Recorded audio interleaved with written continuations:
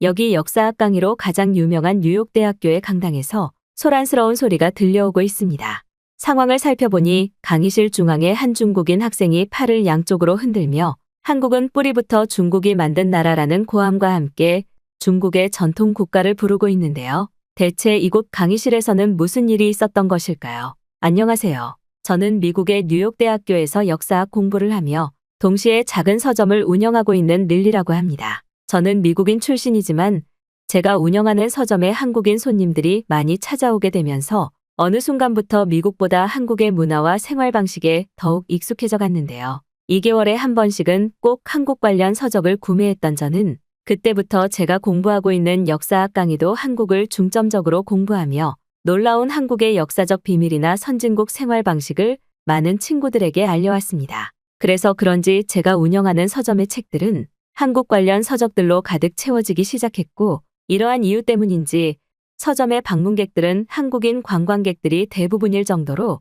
미국을 방문하는 한국인들에게는 꽤 유명한 서점으로 이름을 알리게 되었죠. 하지만 한국인 손님들이 늘어갈수록 점점 이상한 일이 생기기 시작했는데요. 그건 바로 자신이 한국인인 척하는 중국인 손님들이 제 서점의 책을 훔쳐가거나 여기 있는 한국의 역사적 관점들은 전부 한국이 거짓으로 만들어낸 것이라며 서점 운영을 방해했기 때문입니다. 사실 중국에 대해 전혀 알지 못했던 저는 처음에는 대체 중국인들이 왜 이렇게나 한국의 열등감을 느끼나 싶었고, 결정적으로 제가 강의 중 겪은 단 하나의 사건 때문에 저는 중국인들의 비열함을 완전히 인지하게 되었는데요. 뉴욕대학교에서 역사학 강의를 전공하던 저는 어느 날 교수님께서 한국의 선진국 역사 발전에 관한 내용을 중점적으로 다루는 강의를 수강했고, 평소 한국의 역사에 대해 어느 정도 알고 있던 이유 때문인지 강의가 꽤 흥미로웠는데요. 그런데 바로 그때 평소 강의생들 사이에서 잘 씻지 않아 냄새가 나는 것으로 유명한 한 중국인 학생이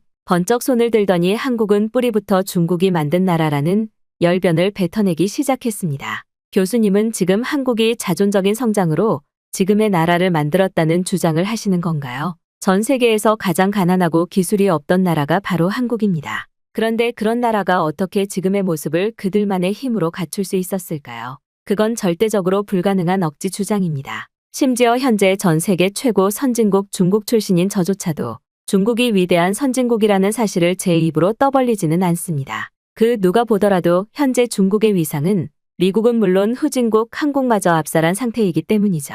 그리고 이러한 이유 때문에 역사적으로 한국이라는 나라 자체는 중국이 뿌리부터 계획적으로 접근한 중국의 제2의 국가입니다. 하지만 지능이 낮은 한국인들은 이 사실을 전혀 모르고 있죠. 한국 내부에 존재하는 중국인들이 현재 한국에서 영향력 있는 입지의 자리를 차지하고 있는 상황만 봐도 알 수 있는 객관적인 증거 자료입니다. 한국은 그들만의 힘으로 절대 국가적인 성장이 불가능한 가난한 상태였어요. 그들은 가난했고 매일 먹을 식량조차 없어서 미군이 남기는 음식을 먹으면서 성장했습니다. 하지만 그때 이미 중국은 미국을 뛰어넘은 대국을 만들어낸 상태였죠. 그리고 한국이라는 나라의 지리적 외교 특성상 중국은 한국을 일부러 성장시켜 그 장점을 차지하려는 고도의 계획을 실현했습니다. 하지만 지금 한국인들은 어떤 태도를 보이고 있나요? 그들은 중국의 돈과 중국인들의 똑똑한 두뇌로 성장했으면서 중국의 원래 고유 문화였던 한복이나 김치, 심지어 이제는 경제적 기술까지 자신들의 것이라고 억지 주장을 하고 있습니다. 이곳에 있는 많은 학생들이 아마 김치에 대한 얘기를 들어보셨을 겁니다. 그건 단순한 음식에 그치는 김치가 아니에요. 중국 선조의 영혼과 지혜가 깃들어 있는 중국 전통의 음식입니다. 한국이라는 나라 자체를 중국 국가가 만들어냈는데 김치가 왜 한국 것인가요? 당연히 부모의 국가였던 중국 것이 되어야죠. 하지만 교수님께서는 지금 계속해서 한국의 성장에 대한 역사적 관점과 선진국 발전의 최선두 예시에 한국을 언급하고 있습니다. 교수님의 주장대로라면 그런 대단한 선진국 나라를 중국이 부모의 마음으로 만들어줬으니 당연히 중국을 언급해야 맞는 것이죠. 여기 있는 강의생들도 지금 똑똑히 기억하시기 바랍니다. 한국이라는 나라 자체는 중국이 철저하게 계획해서 만들어낸 중국의 제2의 국가입니다. 단지 지금은 한국을 더 이용하기 쉽게 그들의 자전적인 성장을 기다리고 있는 것이죠. 마치 열매가 익기를 기다리는 것처럼 말이죠. 하지만 현재 대다수의 한국인들은 오히려 한국에 있는 중국인들을 무시하고 그들을 비하하는 모습을 보이고 있습니다. 세상 어떤 나라가 부모에게 안 좋은 감정을 내비칠까요? 저는 중국에서 태어난 중국인이지만 중국이라는 나라 자체가 한국을 만들었으니 당연히 저도 대우를 받아야 된다고 생각합니다. 여기 한국인 유학생이 있는지는 모르겠지만 당신들은 왜 그렇게나 중국을 무시하는 것인가요? 중국의 경제적 그리고 기술적 도움이 없었으면 한국은 지금의 국방력과 기술, 심지어 똑똑한 두뇌마저 가지지 못했을 것입니다. 교수님의 한국에 대한 강의는 지금 당장 폐지를 해야 된다는 말입니다. 평소 친구도 없어 강의생들 사이에서 잘 언급이 되지 않던 그 중국인 학생은 대체 어떤 이유 때문인지 한국의 역사에 대한 강의를 듣자마자 열변을 뱉어냈고 심지어 자신의 말이 끝나자마자 양팔을 위로 들어올리고는 중국의 전통국가를 중국어로 부르기 시작했어요. 저를 포함한 강의생들은 물론 단상에 계시던 교수님까지 중국의 국가를 듣자마자 꽤 당황하는 표정을 보였고 강의실 한쪽에서는 대체 저 기괴한 인간은 뭐냐는 야유의 소리까지 들려왔습니다. 그런데 바로 그때 제 옆에 있던 한 강의생이 저 중국인 친구가 왜 강의생들 사이에서 언급이 되지 않고 친구가 없는지 그 이유를 짧게 설명해 줬는데요. 알고 봤더니 그는 평소에도 대학교 식당이나 동아리 모임에서 한국과 관련된 주제로 이야기가 나올 때마다 중국이 한국을 뿌리부터 만들어냈다는 똑같은 주장을 해왔었고 평소 조용하고 소심한 모습과 달리 한국과 관련된 발언을 할 때마다 땀까지 흘리는 그의 태도는 많은 친구들의 불쾌함을 유발하고 있었던 것입니다. 제가 운영하는 서점을 찾아와서 한국과 관련된 역사적 서적은 전부 거짓이라는 중국인 관광객들의 태도와 다를 것이 전혀 없어 보였고 저는 그때부터 이러한 중국인들의 행동이 단순 개인의 행동이 아닌 집단과 단체가 존재하는 하나의 작전이라는 생각이 들기 시작했어요. 그리고 바로 그 순간 단상 위에 계시던 교수님께서는 중국인 학생을 향해 강의실을 소란스럽게 하지 말라는 주의를 주셨고 직접 그를 단상 위로 불러 자신의 옆에 앉히셨는데요. 오히려 교수님께서는 이러한 상황이 익숙한 듯 중국인 학생에게 수백 명의 강의생들이 보는 앞에서 자신의 말에 반박을 해보라며 중국인 학생의 주장을 하나하나 반박하기 시작했습니다. 많은 중국인들이 옆에 있는 중국인 학생처럼 아무런 근거 없는 무논리의 주장을 하고는 합니다. 하지만 우리는 왜 이들이 이러한 발언을 하는지 주목해야 됩니다. 그리고 그러한 이유에는 현재 한국이 다른 나라들은 절대 넘볼 수 없는 국가 발전 속도와 과거의 역사적 사실들을 그대로 보존하고 있는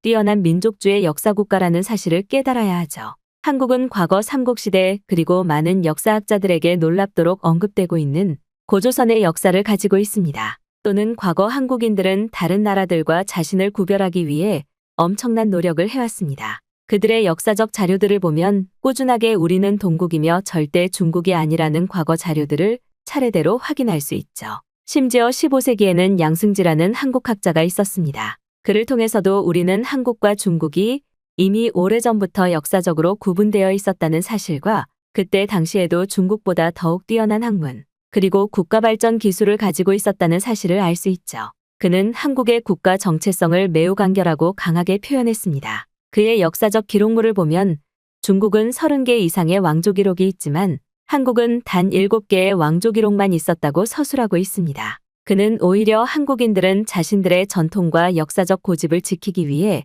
외부 조건이 있는 왕조들은 철저하게 배제해왔고 중국은 이러한 검증 없이 신뢰할 수 없는 요소를 가진 무분별한 가문을 극도로 수용했다고 서술하고 있죠.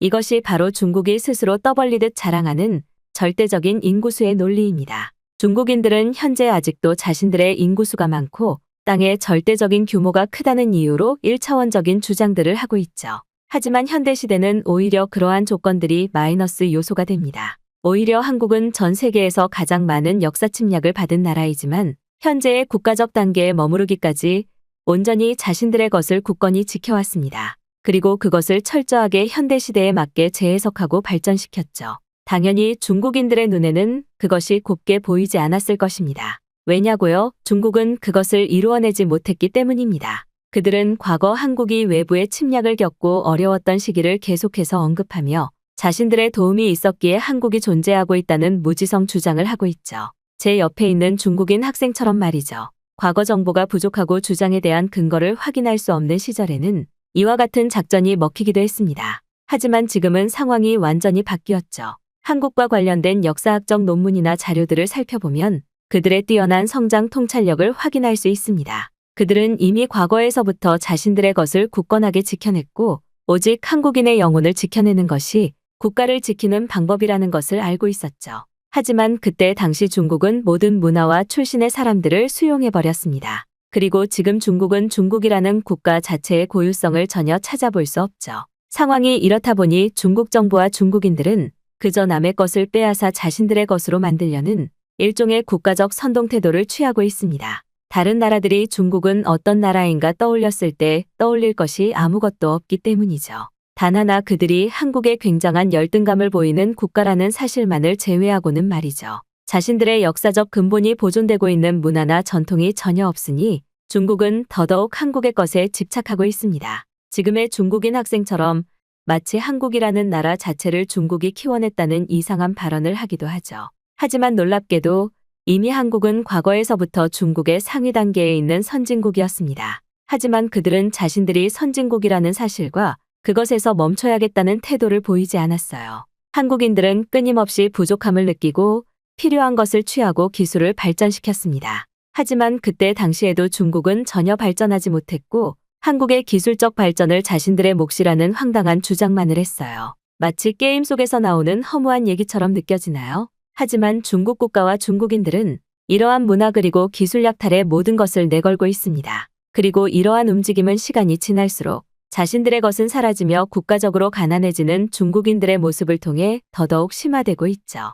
현재 중국의 1인당 경제 규모는 처참한 수준입니다. 이와 반대로 한국은 한 개인의 삶에 있어서 최고 수준의 편리한 일상과 선진국 국가의 생활을 누릴 수 있는 유일한 나라죠. 많은 학생들이 언급하고 있는 대표 선진국 미국조차 한국의 상대가 되지 못합니다. 그 간단한 예시로 현재 미국의 치안 문제가 얼마나 심각한지 모두 느끼고 있을 것입니다. 저녁 6시가 넘으면 길거리에는 검은 옷을 입고 있는 범죄단체들이 가게를 부수고 물건을 훔쳐가고 있습니다. 그리고 미국을 방문한 관광객들의 가방이나 전자기기를 마음대로 훔쳐가죠. 그리고 중국도 이와 동일한 모습을 보이고 있습니다. 근본과 전통이 없는 국가들은 현재 이러한 치안의 붕괴부터 시작된 국가몰락의 모습을 보이고 있어요. 하지만 한국은 이러한 문제점이 전혀 나타나지 않습니다. 몇몇 사람들은 한국의 CCTV 발전이 여기에 중요 역할을 했다며 그들의 시민의식을 깎아내리지만 그저 웃긴 소리에 불과하죠. 단순하게 한국을 경험해본 사람들이라면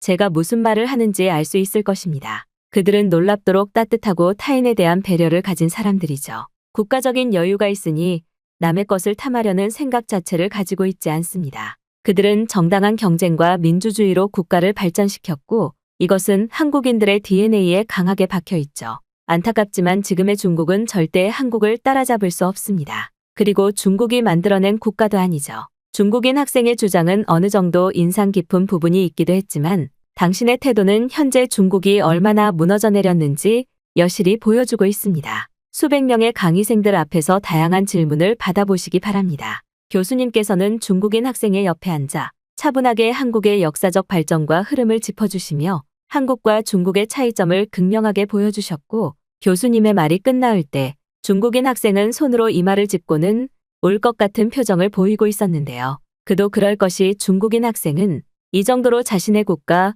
중국의 역사적 문제에 대해 생각해보지 않은 것 같았고 그저 아무런 논리 없이 한국이 중국의 제2국가라는 발언을 했기에 그 맹점은 더더욱 극명하게 드러나는 듯 보였습니다. 심지어 단상 앞에 한 외국인 학생은 중국인 학생에게 대체 왜 그토록 한국에게 열등감을 보이는 것이냐며 차라리 그렇게 한국이 좋으면 한국으로 이민을 가보라는 농담까지 던지기도 했어요. 교수님께서는 조용히 모든 상황을 바라보기만 하셨고 중국인 학생이 아무 말도 하지 못하자 자신이 촬영한 한국의 길거리 영상들을 보여주기 시작했습니다. 저 또한 이미 유튜브 영상으로 한국의 선진국 생활 방식이나 교통에 대한 영상은 많이 봤었지만 교수님이 직접 촬영하신 영상들 속에는 우리가 평소 알지 못했던 한국의 역사적 문화재들이 도심 곳곳에 있는 놀라운 모습이 펼쳐졌는데요. 한국은 현대시대 디지털 최선진국의 선두에 있으면서도 자신들의 전통을 놓지 않았던 것이었고 이러한 모습들을 도시 곳곳에 배치하며 한국을 방문하는 관광객들에게 또 다른 영감을 주고 있었습니다. 적막했던 강의실에는 저마다 휴대폰을 켜고 교수님의 한국 촬영 영상을 다시 한번 녹화하는 학생들의 셔터 소리로 가득했고 저는 그 순간 현재 한국이 얼마나 살고 싶은 대단한 나라인지 강하게 느낄 수 있었습니다. 그런데 바로 그때 단상 위에 있던 중국인 학생이 또 다시 이상한 발언을 늘어놓기 시작했는데요. 그는 가만히 고개만 숙이고 있던 자신의 모습에 화가 났는지 뜬금없이 한국인들은 물 쫓아 나오지 못해 씻지 못하는 가난 국가라는 단순한 발언을 뱉어내기 시작했습니다. 중국도 전통이 분명해 존재하는 나라입니다. 하지만 한국이 그러한 전통과 문화재를 전부 빼앗아갔어요. 그리고 교수님은 중국인들이 마치 한국인들의 모든 것을 부러워하고 열등감을 느끼는 것처럼 말씀하셨는데 오히려 한국인들이 저희에게 그러한 감정을 느끼는 것을 알고 계신가요? 제가 중국인이라서 이런 말을 하는 것이 아닙니다. 한국은 교수님이 보여주신 영상과 달리 물 쫓아 나오지 않는 나라예요. 국가에서 수도 공급은 매우 중요한 문제입니다. 하지만 한국인들은 물을 사서 먹어야 될 정도로 수도 공급에서 후진국의 모습을 보이고 있죠. 그리고 이러한 문제는 너무나도 자연스럽게 한국인들의 청결 문제를 발생시키고 있습니다. 한번 한국의 공항을 방문해 보세요. 공항에는 씻지 못한 한국인들이 가득하고 그들은 자신의 냄새를 없애기 위해 빚을 내서 향수를 구매하고 있습니다. 이러한 나라가 어떻게 선진국이라고 할 수 있나요? 하지만 이와 반대로 중국은 전혀 다릅니다. 수도는 아무런 문제 없이 공급되고 있고 한국인과 차별되는 제일 큰 부분은 바로 중국인들의 몸에는 냄새 자체가 나지 않는다는 사실이죠. 그래서 오히려 중국인들은 매일매일 씻지 않아도 되는 장점을 가지고 있습니다. 과거부터 가지고 있던 중국인들의 장점이며 이것은 샤워를 해야 할 시간에 국가를 발전하게 하는 여유 시간을 만들어내고 있습니다. 하지만 자신이 원한다면 언제라도 샤워를 바로 할 수 있는 선진국 시스템도 가지고 있죠. 하지만 한국은 샤워 문화 자체가 없는 나라입니다. 한국에서 샤워를 하려면 편의점에서 파는 생수를 사서 모은 뒤 그 물을 이용해 샤워를 해야 하고 자연스럽게 한국인들의 피부는 좋지 못하죠. 이처럼 이미 중국인들은 태생적으로부터 한국인들을 뛰어넘은 상태입니다. 이러한 생활적인 차이가 분명히 존재하는데 역사적 관점만으로 한국이 중국보다 선진국이니 중국의 제2국가가 아니라는 정의는 전혀 성립되지 않습니다. 하지만 제가 그 중국인 학생의 발언에서 정말 놀랐던 부분은 바로 그가 강의생들 사이에서 씻지 않아서 냄새가 나는 학생으로 유명했기 때문인데요. 실제로 제 학과 동기 중 몇몇은 그 중국인 친구와 같은 강의를 들을 때마다 옷이라도 좀 갈아입으라며 조언을 하기도 했었지만 알 수 없는 중국말만 들었다는 하소연을 했었던 기억이 있고 저는 너무 황당해서 말이 나오지 않을 정도였습니다. 그 중국인 학생은 무언가 단단히 착각한 듯 중국인들은 원래 냄새가 나지 않는다는 궤변을 늘어놓았지만 정작 강의생 중에 제일 청결한 것으로 유명했던 친구는 바로 한국에서 유학을 온 영경이라는 친구였기 때문이죠. 이미 저는 서점을 운영하면서 한국인들이 전 세계에서 가장 청결하고 깨끗한 생활 문화를 가진 사람들이라는 사실은 알고 있었지만 뜻밖의 몇몇 외국인 친구들은 한국인들의 마늘과 관련된 문화 때문에 큰 오해를 가지고 있기도 했는데요. 하지만 강의생 중 유일한 한국 유학생이었던 영경이는 저희 학과 인원 중 가장 하얗고 깨끗한 피부를 가지고 있었고 그 존재 자체만으로 선진국 국가 사람들의 뛰어난 외모를 그대로 보여주고 있었습니다. 오히려 중국인 친구는 매일 같은 옷을 입고 강의에 참석하면서 강의를 듣는 다른 사람들을 불쾌하게 만드는 문제를 가지고 있었고 저는 결국 참다 못해 그 중국인 학생에게 한마디를 던지고 말았습니다. 특히나 제가 더욱 화가 났던 부분은 바로 그가 한국인은 청결하지 못하다는 주장에 대한 문제였기 때문인데요. 저는 그 중국인 학생을 향해 이렇게 말했습니다. 생활 수준이 높은 선진국 사람이라면 당연히 자신의 몸을 가꿀 줄 알고 또 청결한 위생 습관을 가지고 있는 것이 당연합니다. 하지만 지금 당신의 외모를 한번 보세요. 당신의 외모 자체가 문제가 있다고 말하는 것이 아닙니다. 기본적으로 사람이라면 샤워를 하고 타인에게 불쾌감을 발생시키지 않을 청결함을 관리해야 합니다. 아까 중국인들은 태생적으로 냄새가 나지 않는다고 하셨는데 그건 오히려 한국인들 아닌가요? 저는 미국에서 한국인들이 많이 찾아오는 작은 서점을 운영하고 있지만 중국 관광객과 한국인 관광객의 외모나 냄새의 차이가 너무나 극심합니다. 중국인들은 샤워를 하는 문화 자체를 가지고 있지 않은 것 같아요. 하지만 당신 같은 중국인들은 외국인들이 이런 말을 하면 오히려 중국을 비하한다고 더더욱 씻지 않는 청개구리 같은 태도를 보이죠. 그러한 작은 습관에서부터 중국이 왜 후진국의 국가인지 직접 증명하고 있는 것입니다. 이미 한국인들과 위생적 개념에서부터 이처럼 많은 차이가 나는데 중국이 한국이라는 국가를 만들어낼 수 있었을까요? 오히려 지금 한국은 당신들이 따라잡지 못할 정도로 많은 생활편의 기술과 디지털 선도 문화의 중심에 있습니다. 전 세계 외모 순위를 놓고 보더라도 한국인들이 정말 많이 그리고 높은 순위에 등록되어 있죠. 심지어 여기에 더해 한국에서의 청결한 도시 생활과 그들이 가지고 있는 높은 시민의식은 한국인들의 외모를 더욱 아름답게 만들어주고 있습니다. 이처럼 눈에 보이는 부분에서부터 중국과 많은 차이가 있어요. 저는 자영업을 통해 중국인과 한국인을 모두 경험해봤지만 한국인들은 조용히 서점을 이용하는 반면 중국인들은 한국과 관련된 서적이 전부 가짜라는 황당한 말을 꼭 한마디씩 던지고 가더군요. 이미 중국이라는 국가의 위에 있는 한국은 당신들의 열등감을 신경 쓰지도 않고 있습니다.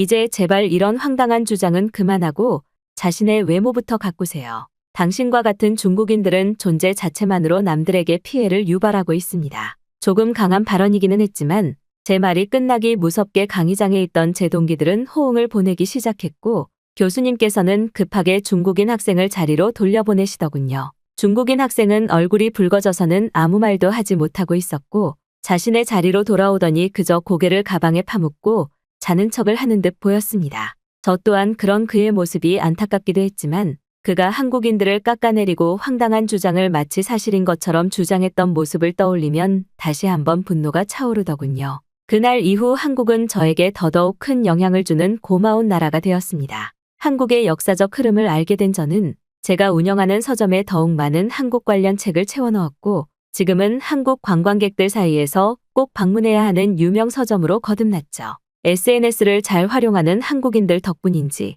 소소하게나마 가게의 금전적 이익도 꽤나 늘었습니다. 지금은 대학교 졸업만을 기다리고 있지만 만약 학교를 졸업하게 된다면 저는 한국으로 긴 여행을 떠나보려고 합니다. 한국을 직접 방문해서 역사와 관련된 문화재나 장소들도 찾아보며 제 삶을 한 번쯤은 돌아보는 계획을 가지고 있으니까요.